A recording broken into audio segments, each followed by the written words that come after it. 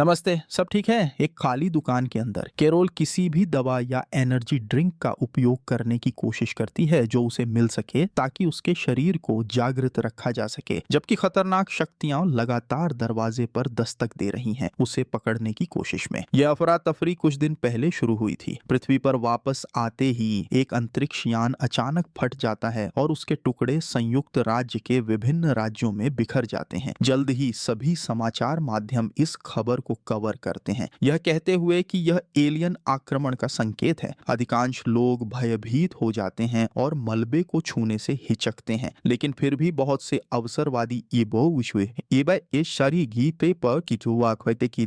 पर जो कुछ बचा है उसे बेचते हैं। रोग नियंत्रण केंद्र के प्रमुख टक्कर गिरने के स्थानों में से एक पर निरीक्षण के लिए पहुंचते हैं और पाते हैं कि मलबे का एक टुकड़ा एक रहस्यमय जीवाणु से संक्रमित है। इस जीवाणु में अत्यधिक स्तर की रेडिएशन का सहारा लेने की क्षमता है और यह तेजी से गुणा भी हो सकता है, जो यह संकेत देता है कि यह किसी दूसरे ग्रह का है। निकलते समय टक्कर गलती से मलबे का एक छोटा टुकड़ा छू लेते हैं और अपनी उंगली काट लेते हैं, लेकिन ज्यादा ध्यान नहीं देते और चले जाते हैं। उस रात बाद में टक्कर अपने घर पहुंचते हैं और पाते हैं कि उनका कुत्ता बिना किसी कारण के भौंकता हुआ उन्हें नजरअंदाज कर रहा है। जब वे बिस्तर पर जाते हैं तो टक्कर के शरीर से तेज पसीना निकलने लगता है और उनके चेहरे पर अत्यधिक कोशिका संघनन का अनुभव होता है, जैसे कुछ उस पर कब्जा कर गया हो। इसी बीच टक्कर की पूर्व पत्नी कैरोल अपने बेटे ओलिवर को एक दुःस्वप्न के कारण चिल्लाते सुनती हैं। वह तुरंत उसके कमरे में दौड़ पड़ती हैं, उसे जगाती हैं और बाकी रात तक उसके साथ आराम करती हैं। अगली सुबह कैरोल को टक्कर का फोन आता है जिसमें वे अपने बेटे को देखने की मांग करते हैं, जो उनके लिए असामान्य है। कैरोल मना कर देती हैं और फोन काट देती हैं। बाद में कैरोल ओलिवर को स्कूल छोड़ देती हैं और अपने कार्यालय जाती हैं, जहां वह एक मनोचिकित्सक के रूप में काम करती हैं। रास्ते में उन्हें उनके सबसे अच्छे दोस्त बेन से मुलाकात होती है, जो उन्हें सवारी देने का प्रस्ताव रखते हैं। बेन एक डॉक्टर हैं और कैरोल के साथ साझा करते हैं कि सरकार उनके ऊपर कुछ गंभीर बात छुपा रही है, क्योंकि गिरने के स्थान पर सभी शोधकर्ताओं ने इस्तीफा दे दिया है। कैरोल राजनीतिक माहौल में नहीं है और टक्कर की शिकायत करती हैं। यह कहती हैं कि वह हाल ही में बहुत अजीब व्यवहार कर रहे हैं और अचानक 4 साल दूर रहने के बाद अपने बेटे को देखने की इच्छा जताते हैं। जैसे ही वह अपने कार्यालय पहुंचती हैं, कैरोल अपनी पहली मरीज वेंडी से मिलती हैं, जो साझा करती हैं कि उनके पति हाल ही में बहुत अजीब व्यवहार कर रहे हैं। कुछ दिन पहले वह घर पहुंचे थे और कुत्ता, जो सामान्यतः शांत रहता है, बिना किसी कारण के भौंकने लगा और उनके पति ने बिना किसी भावना के उस निर्दोष प्राणी की हत्या कर दी। कैरोल तुरंत महसूस करती हैं कि कुछ गलत है, लेकिन फिलहाल वह केवल वेंडी के लिए एक नई दवा लिख देती हैं। रात में कैरोल और उनकी पड़ोसन बच्चों को मिठाई लेने के लिए ले जाती हैं। जब वे एक निश्चित घर के पास पहुंचते हैं तो परिवार के कुत्ते ने पागल की तरह भौंकना शुरू कर दिया, जबकि घर के मालिक का शपथ होता है कि वह बाकी समय में अच्छा कुत्ता है। समूह बाहर निकलने की कोशिश करता है, लेकिन अचानक कुत्ता एक लड़के पर छलांग लगा जाता है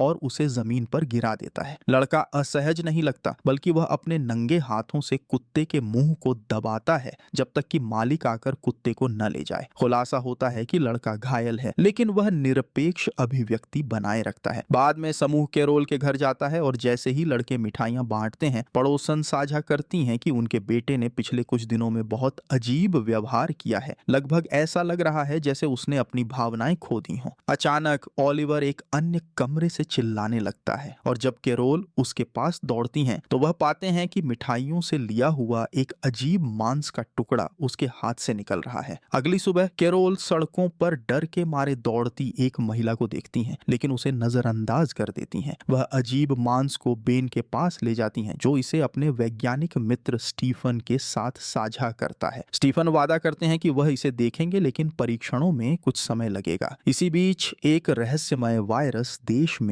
फैलने लगता है, जिससे रोजाना कई मौतें हो रही हैं, पर कोई भी इसके कारण को नहीं जानता। जल्दी ही राजधानी में एक आपातकालीन बैठक बुलाई जाती है और टक्कर बताते हैं कि नया वायरस अभूतपूर्व दर से फैल रहा है, तो यदि कुछ नहीं किया गया तो देश मंदी में चला जाएगा। जब कुछ शोधकर्ता संभावित समाधान के बारे में पूछते हैं तो टक्कर कहते हैं कि प्रसार को रोकने का एकमात्र तरीका टीकाकरण कार्यक्रम चलाना है। इसी बीच कई संक्रमित वेटर सीधे उन चाय में उल्टी उल्टी कर देते हैं जिन्हें वे मेहमानों को परोसने वाले हैं। अस्पताल से बाहर निकलने के बाद कैरोल ने देखा कि सड़क पर एक भिखारी मिर्गी के दौरे से गुजर रहा है, लेकिन आतंकित महिला के विपरीत उसे मदद मिल रही है। जब वह अपने कार्यालय पहुंचती है तो उसे चौंक कर पता चलता है कि वहां वेंडी का पति मौजूद है और वह अपनी पत्नी को देखने तक वहां से बाहर नहीं निकलता। वह बात करते समय कोई भावनाएं भी व्यक्त नहीं करता। कैरोल तुरंत वेंडी को फोन करती है और इमारत में प्रवेश करने से बचाती है, जिसके बाद वेंडी टैक्सी लेकर अपनी बहन के पास चली जाती है। उस रात देर में कैरोल अनिच्छा से फैसला करती है कि ओलिवर को पिता के अधिकार के तहत कुछ समय टक्कर के साथ बिताने दिया जाए। टक्कर के घर की ओर जाते समय अचानक सड़क के बीच में एक आतंकित महिला प्रकट हो जाती है। सौभाग्य से कैरोल समय रहते ब्रेक लगाती है। महिला जोर जोर से मदद की पुकार करती है, यह कहते हुए कि जल्द ही कुछ भयानक होने वाला है, लेकिन जैसे ही वह और विवरण जोड़ने लगी, एक कार उसे टक्कर मार जाती है। कैरोल देखती है कि उस दुर्घटना के दौरान कार चालक का चेहरा निरपेक्ष बना रहता है और जब पुलिस मौके पर पहुंचती है तो वह तुरंत उसके खिलाफ गवाही देने की इच्छा जताती है। हालांकि पुलिस प्रमुख उसे बस घर जाने को कहते हैं क्योंकि सब कुछ नियंत्रण में है, जो कैरोल को अजीब लगता है। कुछ ही क्षणों बाद कैरोल ओलिवर को टक्कर के घर छोड़ देती है, यह नोट करते हुए कि उसका पूर्व पति चेहरा पर ज्यादा भावनाएं नहीं दिखाता, उससे पहले कि वह निकल जाए। फिर वह बेन से मिलती है ताकि एक बहुत ही शानदार पार्टी में जाएं, जहां वे राजनयिक बेलिसेक, उसकी पत्नी लुडमिला और डॉयोरिश के साथ दार्शनिक बातचीत करते हैं। पार्टी के बाद बेन कैरोल को घर छोड़ देता है और उसे चूमने की कोशिश करता है, लेकिन कैरोल तुरंत उस चुंबन को रोक देती है क्योंकि वह उनकी दोस्ती को खराब नहीं करना चाहती। घर में प्रवेश करते ही कैरोल ओलिवर को एक संदेश भेजती है और अचानक दरवाजे पर किसी की आवाज सुनाई देती है। वह दरवाजा थोड़ा खोलती है और पाती है कि एक आदमी जनगणना विभाग से सवाल पूछ रहा है, जो इस समय असामान्य प्रतीत होता है। कैरोल उस व्यक्ति के सामने दरवाजा बंद करने की कोशिश करती है, लेकिन वह आदमी अपनी हाथ अंदर डाल लेता है, जिससे दोनों के बीच झगड़ा शुरू हो जाता है। अंततः कैरोल जीत जाती है और दरवाजे को कसकर बंद कर देती है, जिससे वह आदमी वहां से चला जाता है। इस बीच ओलिवर अपने दोस्त जीन के साथ खेलता है, जो कहता है कि उसके पिता अजीब व्यवहार कर रहे हैं और ओलिवर भी अपने पिता के बारे में वैसा ही महसूस करता है। जब वह घर पहुंचता है तो ओलिवर पाता है कि टकर उसके लिए एक विशेष पेय बना रहा है। अगली सुबह कैरोल नोटिस करती है कि सड़कों पर कई लोगों की आंखों में खालीपन है, जैसे उनकी आत्माएं चुरा ली गई हों। कार्यालय पहुंचते ही वह यह जानकर चौंक जाती है कि उसके सभी ग्राहक उस दिन की कंसल्टेशन रद्द कर चुके हैं। कैरोल वेंडी को फोन करने की कोशिश करती है, लेकिन उसके पति फोन उठाते हैं और कहते हैं कि सब ठीक है। इससे कैरोल को अब तक देखी गई घटनाओं के बारे में सोचने पर मजबूर होना पड़ता है और उसे एहसास होता है कि वायरस लोगों को नियंत्रित कर रहा है। जब वह इस बारे में जानकारी खोजने लगती है तो अचानक उसकी सचिव चाय की पेशकश करते हुए उसे डरा देती है। चाय पीने से पहले कैरोल को बेन का फोन आता है, जिसमें बताया जाता है कि अजीब त्वचा के परीक्षण के परिणाम तैयार हैं। कैरोल तुरंत प्रयोगशाला जाती है, जहां स्टीफन समझाते हैं कि त्वचा के नमूने में कई आणविक स्पोर्स पाए गए हैं, जो नींद के दौरान मानव मस्तिष्क पर कब्जा कर लेते हैं और जेनेटिक कोड को बदल देते हैं, जिससे व्यक्ति अस्थिर हो जाता है। इसका अर्थ है कि घातक संक्रमण से बचने के लिए उन्हें तब तक सोने से मना किया गया है जब तक कि कोई इलाज नहीं मिल जाता। इसी क्षण लुडमिला बेन को फोन करके बताती है कि डॉयोरिश अजीब व्यवहार कर रहे हैं। इससे तीनों तुरंत उनके घर की ओर दौड़ पड़ते हैं और सिसिके के हैं और कैरोल सड़कों पर लंबी कतारें देखती हैं, जहां लोग नए वायरस के खिलाफ टीकाकरण के लिए प्रतीक्षा कर रहे हैं। जब वे योरिश के घर पहुंचते हैं तो उन्हें योरिश बिस्तर पर पाया जाता है, जिसके शरीर में एक विकृत परिवर्तन हो रहा होता है। कैरोल उसकी तस्वीर लेने की कोशिश करती है, लेकिन अचानक वह आदमी राक्षस जाग जाता है और उस पर हमला कर देता है। बेन तुरंत योरिश को दूर धकेल देता है, जिससे वह शरीर को घसीटते हुए एक अजीब तरल पदार्थ को उल्टी करता है और मर जाता है। इसके बाद कैरोल अपने बेटे के इस गड़बड़ माहौल में फंसने की संभावना से अत्यधिक चिंतित हो जाती है और तुरंत टक्कर के घर जाकर ओलिवर को लेने दौड़ पड़ती है। वहां पहुंचते ही उसे टक्कर अपने सहयोगियों के साथ एक बैठक में मिलता है और वह तुरंत अपने बेटे के बारे में पूछती है। टक्कर कहते हैं कि ओलिवर जीन के घर में खेल रहा है, लेकिन कैरोल उन पर विश्वास नहीं करती और पूरे घर में ओलिवर की खोज शुरू कर देती है। उसी क्षण बैठक में मौजूद पुरुष कैरोल को घेरे लेते हैं, जिससे वह डर जाती जाती है और भागने की कोशिश करती है, पर टकर तुरंत उसे जमीन पर गिरा देता है और अपनी लार से संक्रमित कर देता है। सौभाग्य से कैरोल उसे धक्का देकर पिछला दरवाजा से भाग जाती है। वह पड़ोसियों से मदद मांगने की कोशिश करती है, लेकिन वे भी संक्रमित हैं। फिर वह कार के पास पहुंचती है, लेकिन रास्ता हर तरफ से अवरुद्ध होता है और वह दुर्घटना कर देती है। जब वह कार से बाहर निकलती है तो उसे संक्रमित लोगों के एक समूह द्वारा पीछा किया जाता है, इसलिए वह मुख्य सड़क पर पहुंचती है और मदद मांगने की कोशिश करती है। सभी लोग उसकी अनदेखी करते हैं, इसलिए वह मेट्रो स्टेशन में प्रवेश करने का निर्णय लेती है। कैरोल ट्रेन पर चढ़ती है और देखती है कि उसमें सभी यात्री समान अस्पष्ट भावों के साथ भरे हुए हैं। उसी समय उसका फोन बजता है और वह ओलिवर का एक संदेश देखती है, जिसमें वह उससे उसे बचाने के लिए कहता है, क्योंकि टकर ने उसे कहीं छिपा दिया है। इससे कैरोल एक पतन की कगार पर पहुंच जाती है और एक यात्री बताता है कि वह संक्रमित नहीं है। वहां सभी लोग भावहीन होकर ऐसे व्यवहार कर रहे हैं ताकि संक्रमित उन्हें अनदेखा करें, और वह उसे भी ऐसा ही करने की सलाह देता है। अचानक संक्रमित लोगों का एक समूह डिब्बे में प्रवेश करता है, इसलिए कैरोल और अन्य स्वस्थ यात्री ट्रेन के अंतिम हिस्से की ओर भागते हैं और दरवाजा बंद कर देते हैं। संक्रमित आपातकालीन बटन दबाते हैं ताकि ट्रेन को रोका जा सके, इससे पहले कि वे दरवाजे को तोड़कर यात्रियों को संक्रमित करना शुरू करें। फिर कैरोल पिछला दरवाजा खोलती है और डिब्बे से कूद कर निकल जाती है। सुरंग में दौड़ते हुए बच निकलती है जब तक कि वह स्टेशन के लॉकर रूम तक नहीं पहुंच जाती। वहां उसे एक गार्ड की बंदूक मिलती है और जब गार्ड उसके पास आता है तो वह डर जाती है और गलती से उस पर गोली चला देती है। डर से भरकर कैरोल बंदूक छोड़ देती है और स्टेशन पार कर जाती है, एक भावहीन चेहरा बनाए रखते हुए, ताकि यह दिख सके कि वह संक्रमित है। जब वह सड़क पर वापस जाती है तो वह देखती है कि कुछ पुलिसकर्मी अनसंक्रामक नागरिकों को पकड़ रहे हैं ताकि उन्हें वैक्सीन लेने पर मजबूर किया जा सके, जो वास्तव में टक्कर की चाल है, सभी में वायरस फैलाने की। उसी समय एक अनसंक्रामक पुलिसकर्मी कैरोल के चेहरे पर पसीना देखते ही कहता है कि वह जल्दी निकल जाए, क्योंकि पसीना उसे धोखा दे देगा। कैरोल आगे बढ़ने लगती है और अपनी पड़ोसन से टकरा जाती है, जो उसे इंजेक्शन देने की पेशकश करती है। सौभाग्य से कैरोल का व्यवहार पड़ोसन को यह विश्वास दिला देता है कि उसने पहले ही वैक्सीन ले ली है। बाद में कैरोल टकर के घर जाती है, लेकिन उसे खाली पाती है। वह फिर से जाने से पहले ओलिवर को एक संदेश छोड़ देती है और एक समूह से मिलती है जो एक जोड़े को अपनी जान खत्म करते देख रहे हैं। कैरोल सुनिश्चित करती है कि वह प्रतिक्रिया न दे और चलती रहती है जब तक कि वह बेलिसेक के महल तक नहीं पहुंच जाती, जहां बेन और स्टीफन अभी भी कुछ परीक्षण कर रहे हैं। थोड़ी बहस के बाद बेन यह तय करते हैं कि वह कैरोल की मदद करेंगे उसके बेटे को खोजने में, जबकि स्टीफन और उनके सहायक फोर्ट डेट्रिक मैरीलैंड की यात्रा की तैयारी करते हैं, वायरस के इलाज की तलाश में। वे यह भी तय करते हैं कि जागते रहेंगे, यह डरते हुए कि अगर वे सो गए तो शायद संक्रमित हो जाएं। इसी समय बेलिसेक वापस आता है और लुडमिला उसे एक आलिंगन देकर स्वागत करती है, लेकिन बेलिसेक संक्रमित है और संभावित घुसपैठियों को लेकर चिंतित है, इसलिए वह कुछ गार्ड्स को अंदर आने देता है। सौभाग्य से कैरोल और अन्य लोग सुरक्षा कैमरों पर यह देखते हैं और पीछे के दरवाजे से बच निकलते हैं। जब वे सड़कों पर पहुंचते हैं तो वे देखते हैं कि वेंडी को संक्रमित पुलिस कर्मियों द्वारा जबरन ले जाया जा रहा है। वह उनके खिलाफ लड़ने की कोशिश करती है, चिल्लाती है कि वह सो गई थी और अभी भी ठीक थी, लेकिन पुलिसकर्मी उसे वैसे भी बेहोश कर देते हैं। समूह के बिखरने के बाद कैरोल और बेन वेंडी के शब्दों पर चर्चा करते हैं और निष्कर्ष निकालते हैं कि वेंडी ने किसी तरह वायरस के खिलाफ प्रतिरक्षा विकसित कर ली है। फिर यह जोड़ी जमीन पर मृत एक पुलिसकर्मी को पाती है और उसका कार चुराती है और कैरोल के कार्यालय की ओर जाती है, जहां वे वेंडी के चिकित्सा प्रोफाइल की तलाश शुरू कर देते हैं। बेन यह पता लगाते हैं कि वेंडी को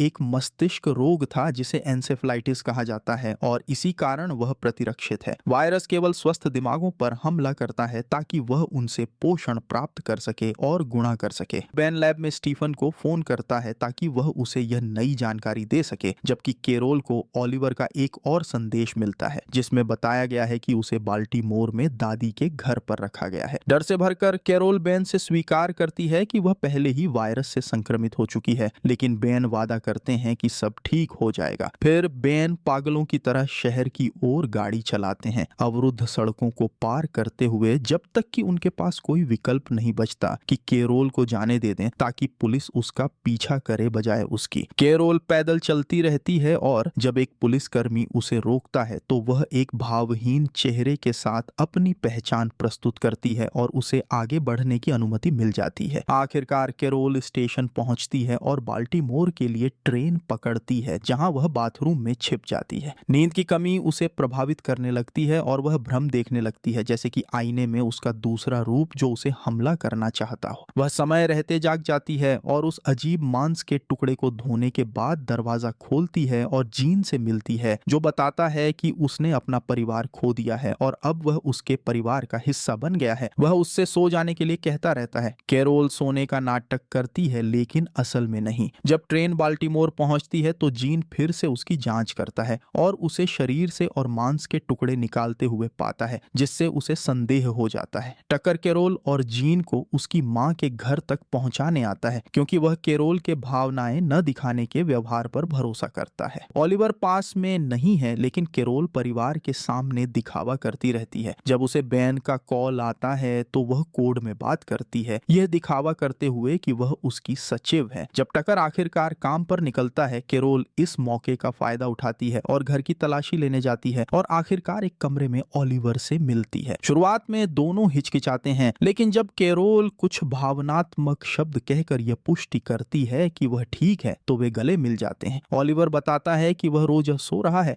लेकिन अभी तक उसका रूपांतरण नहीं हुआ है और कैरोल को एहसास होता है कि उसके नींद विकार के लिए दवाएं उसे प्रतिरोधी बना चुकी हैं। अचानक जीन उन्हें पकड़ लेता है, लेकिन कैरोल उसे आसानी से धक्का देती है और अपने बेटे के साथ भाग जाती है। जाते समय टकर उन्हें खिड़की से देखता है और तुरंत उनके पीछे पड़ जाता है, जिससे सड़कों पर एक पीछा शुरू हो जाता है। ओलिवर एक परित्यक्त गोदाम में एक टूटी हुई खिड़की पाता है और वे वहां छिप जाते हैं, लेकिन टक्कर भी अंदर चला जाता है। जब वह एक फिल्मी खलनायक की तरह मोनोलॉग देता है तो कैरोल चुपके से दरवाजे तक पहुंचने की कोशिश करती है, लेकिन टकर उसे पीछे से पकड़कर बेहोश करने की कोशिश करता है। ओलिवर दखल देता है और धातु के उपकरण से टक्कर पर वार करता है, जिसके बाद टक्कर उसे पकड़ लेता है। इससे कैरोल को मौका मिलता है कि वह टक्कर के सिर पर वार कर उसे बेहोश कर दे, जिससे वे बच निकलते हैं। इसके बाद कैरोल और ओलिवर एक खाली डिपार्टमेंट स्टोर में छिप जाते हैं। कैरोल दवाइयों के सेक्शन में तलाश करती है और एक इंजेक्शन पाती है, जिसे वह ओलिवर को दिखाती है, यह बताते हुए कि अगर वह सो जाती है तो वह चाहती है कि ओलिवर उसके दिल में इसे इंजेक्ट कर दे। फिर वे खाना खोजने निकलते हैं और कैरोल को बेन का एक कॉल आता है, जो उनकी जगह का पता लगाता है और वादा करता है कि जल्दी ही उन्हें लेने आएगा। जब उसकी मां कॉल में व्यस्त होती है, ओलिवर धीरे धीरे एक दरवाजे के पास जाता है जिसके चारों ओर खून लगा होता है, लेकिन सौभाग्य से कैरोल उसे रोक लेती है इससे पहले कि वह दरवाजा खोल सके। इसके बजाय वह अंदर जाती है और कई लोगों को जमीन पर पाती है जो परिवर्तन से गुजर रहे हैं।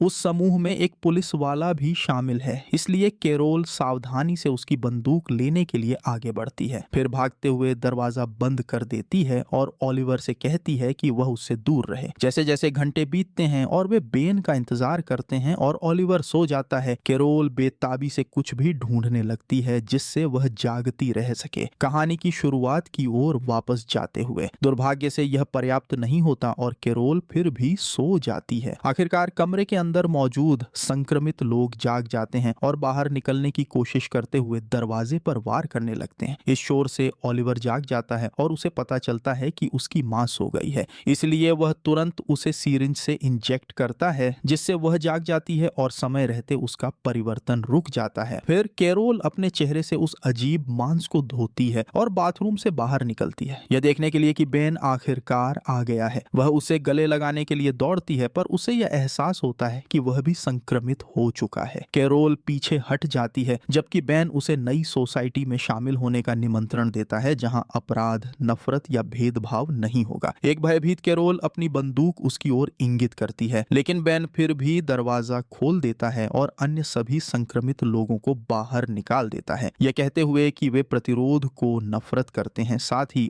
ओलिवर की ओर इशारा करता है। समूह बच्चे को पकड़ने की कोशिश करता है, फिर कैरोल तेजी से गोली चलाना शुरू कर देती है, उन्हें एक एक करके मार डालती है। हालांकि वह बेन को मारने के लिए खुद को मजबूर नहीं कर पाती, इसलिए वह केवल उसकी टांग पर गोली चलाती है और ओलिवर के साथ भाग जाती है। बाहर वे बेन की गाड़ी पकड़कर भाग जाते हैं। जब कैरोल पागल की तरह गाड़ी चलाती है तो उसे स्टीफन का एक कॉल आता है, जो उसे एक पता देता है जहां हेलीकॉप्टर उनका इंतजार कर रहा होगा। जब वह मुख्य सड़क पर पहुंचती है तो वह खुद को गाड़ियों से घिरी हुई पाती है और अंततः टक्कर हो जाती है, जिससे उसकी होश उड़ जाती है। अब कई संक्रमित लोग गाड़ी के चारों ओर जमा हो जाते हैं और ओलिवर दरवाजे बंद कर देता है। फिर कैरोल को तब तक झटका देता है जब तक कि वह जाग न जाए। एक आदमी खिड़की तोड़ने में कामयाब होता है, लेकिन उससे पहले कि वह उन्हें संक्रमित कर सके, कैरोल तेजी से गाड़ी चलाती है और लोगों को भागने के लिए धक्का देती है। गाड़ी की छत पर अभी भी कुछ पागल टंगे हुए हैं, इसलिए कैरोल एक पागल की तरह गाड़ी चलाती है और जानबूझकर चीजों से टकराती है ताकि वे गिर जाएं। उसकी गाड़ी पर पुलिस की गाड़ियां टकरा रही हैं जब तक कि वे टकरा न जाएं, अंतिम हमलावरों को एक विट्रिन के सामने फेंक देते हुए। सौभाग्य से गाड़ी सुरक्षित रहती है और कैरोल फोन पर स्टीफन की हिदायतें लेते हुए गाड़ी चलाती रहती है। एक संक्रमित आदमी गाड़ी में एक मोलोटोव बम फेंकता है, लेकिन कैरोल आग लग गई गाड़ी को चलाती रहती है, तब तक नहीं रुकती जब तक वे सही इमारत के पार्किंग में नहीं पहुंच जाते। गाड़ी एक खंभे से टकराती है, फिर कैरोल और ओलिवर लिफ्ट की ओर दौड़ते हुए बाहर निकलते हैं, जहां दुश्मन उन्हें लगभग पकड़ लेता है। वे दुश्मन पर वार करते हैं और दूर कर देते हैं, जिससे लिफ्ट के दरवाजे बंद हो जाते हैं। अंततः यह जोड़ी छत पर पहुंच जाती है, जहां स्टीफन और उनके सेना के साथी उन्हें एक हेलीकॉप्टर में बचा लेते हैं। कुछ समय बाद अमेरिका के बाहर के वैज्ञानिक अंततः एक वैक्सीन विकसित करते हैं और उसकी बदौलत एलियन वायरस पूरी दुनिया से समाप्त कर दिया जाता है, जिससे जीवन सामान्य हो जाता है। वैक्सीन के पीछे मुख्य वैज्ञानिक के रूप में स्टीफन प्रेस को समझाता है कि वैक्सीनेटेड लोगों को पहले की घटनाओं की यादें नहीं रहेंगी। इस बीच कैरोल ने जीन को गोद ले लिया है और अब बेन के साथ संबंध में है। जबकि बच्चे स्कूल जाते हैं, बेन अखबार पढ़ता है और लोगों द्वारा किए गए हिंसक अपराधों पर टिप्पणी करता है, जिससे कैरोल एलियनों के शांति प्रस्ताव के बारे में सोचती है। इस तरह समाप्त होता है इन्वेजर्स 2007 की विज्ञान कथा और थ्रिलर फिल्म, और मैं आपको अगले वीडियो में देखने की उम्मीद करता हूं। ब्लॉग को